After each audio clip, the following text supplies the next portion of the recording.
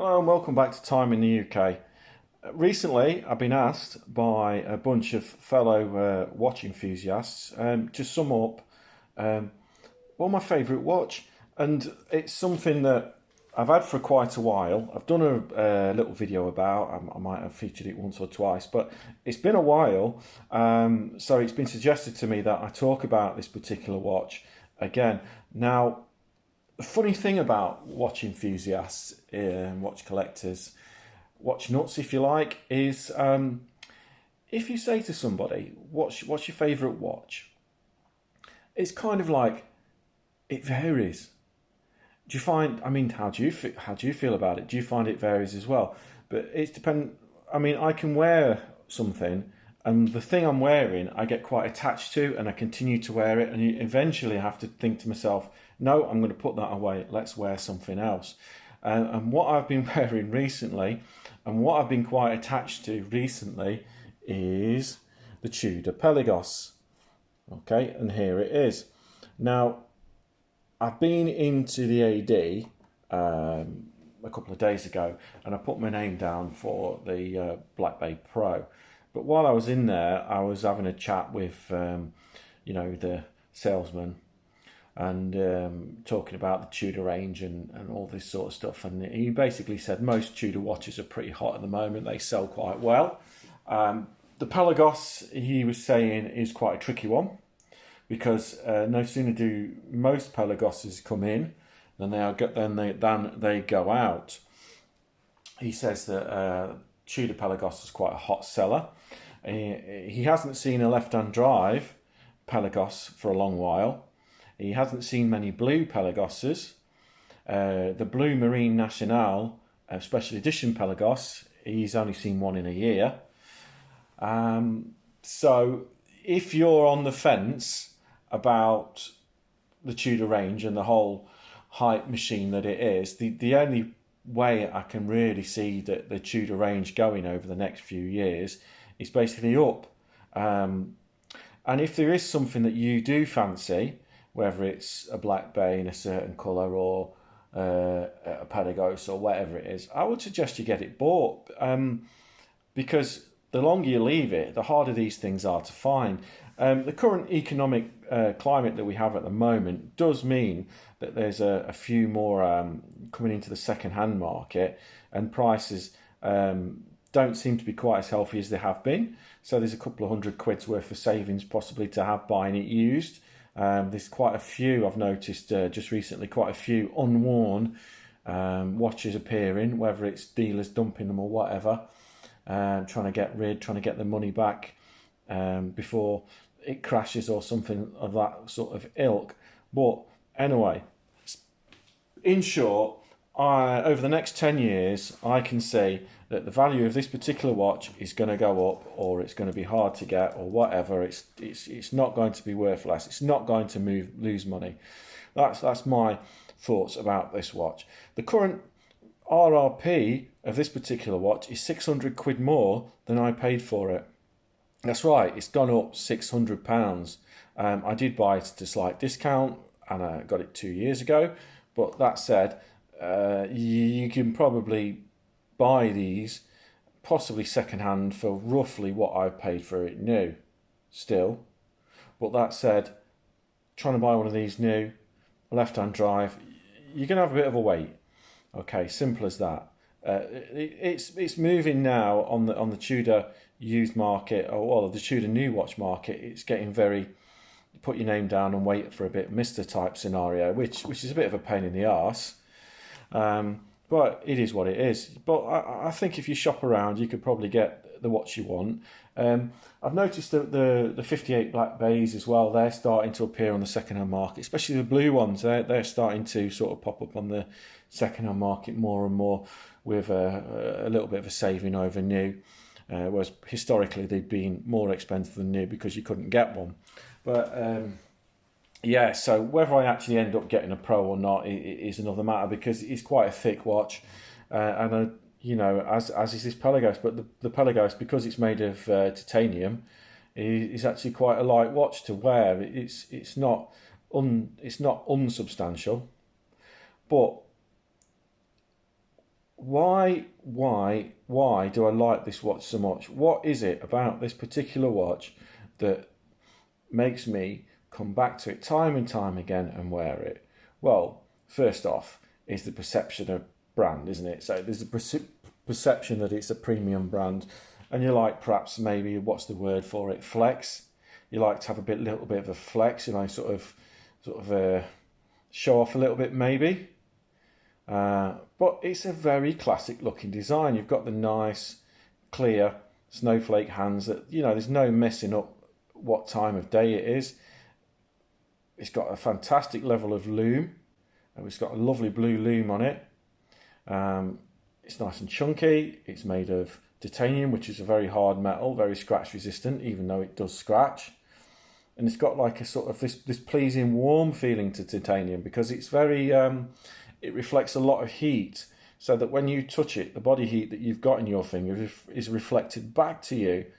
And then also you've got the fact it's got a very reliable in-house Tudor movement, which is chronometer certified or whatever, and so it, you know, it doesn't lose very much in the way of time.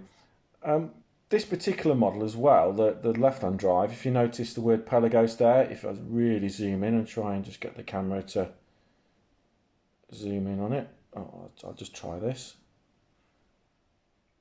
If you notice the word pelagos there, can you see that it's in red? So what I think about the other pelagos is that with having that name pelagos in white, it means that there's a lot of text on the dial. But this particular one, because it says pelagos in red, it seems to just, I don't know, not completely vanish from the dial, but at a quick glance you can't see that text. So it makes the dial look a little bit clearer. And there's people out there going to say, well, why don't you get a 2-line ETA movement one of the early ones? But again, I don't know. The way that the text is laid out on them isn't appealing to me. But I mean, just look at the watch. It's gin clear. So you've got the flat sapphire crystal. You know, it's as clear almost as an oil-filled watch, isn't it? It's not quite as clear as that, but almost. And it's just so well done. They've taken so much time designing it so that the little, you know, your time markers fit into the are tucked into the rehaut, and then you've got like a secondary angle to the rehaut. Can you see that? As it comes down onto the dial. But at the same time, it's got sort of Tudor snowflake vibes because of the hands and the square markers there. And it's still sort of a little bit of a Submariner vibe to it, I think, even though it, you know, there's nothing that says Rolex Submariner on there, because it's all different. It's just got a bit of that sort of quality watch type vibe. And to be quite honest, it gives you a little bit of a fizz when you're wearing it, and I can't explain that any more than it just feels good when you're wearing it. And you know, that at the end of the day is what we're here for, isn't it? The bracelet is very nice. It doesn't have any rivets in it, which you'll be pleased to hear. And we've got the stainless steel clasp that is spring loaded, and in this case I put a bit of tin foil in it because that holds it slightly more open.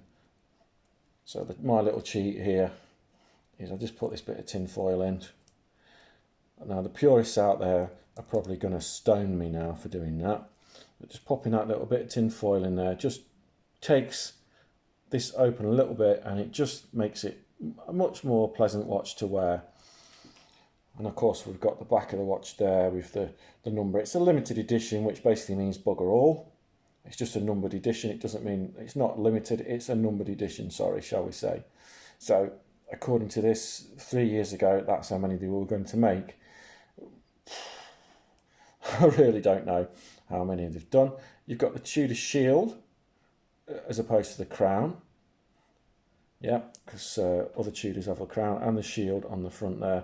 You've got the roulette date wheel, so you've got your odd numbers are black, even numbers are red, which is just something that I really like.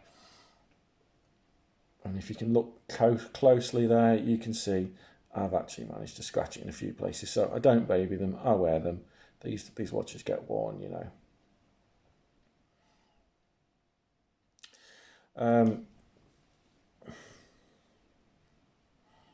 The bezel, it's got a slight bit of giving it like that. If you turn the bezel, it's got a really, really nice feel to it. Got a really pleasant bezel action. And the 12 is a harder click. So if you were to close your eyes and just turn it, applying the same amount of pressure, it would stop at the 12. So, you know, you could, with your eyes closed, set this bezel to 12 by applying a certain amount of pressure. So if you were to give that a number, you push it to the pressure of 8, but to get it past 10 to 12, you need to push it to the pressure of 10. If you kind of understand what I mean by that. And it's extremely comfortable on the wrist. Once I've made that slight modification with a bit of tinfoil, I do enjoy wearing it. And I've got a mate who's got a couple of, he's into his Omegas, he's got a few Seamasters, but you know, when we go down the pub, he likes to borrow it off me for a few minutes and have a good look at it. It's his favourite one to look at, to be honest. So there you go. That is the Tudor Pelagos, and I think I can quite honestly say that is my favourite watch of my collection. And you know,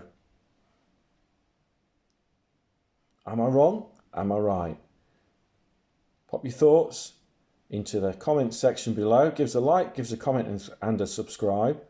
And is there anything you want to know about this watch? Is there anything you want to know about the Tudor range?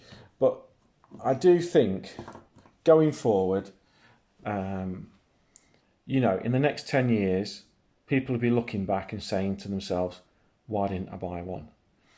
And, you know, if you are thinking of getting yourself something that's a bit special, I mean, the standard Tudor Black Bay, it is a little bit big. It is a little bit chunky. And perhaps I would say to you, that's probably not the one.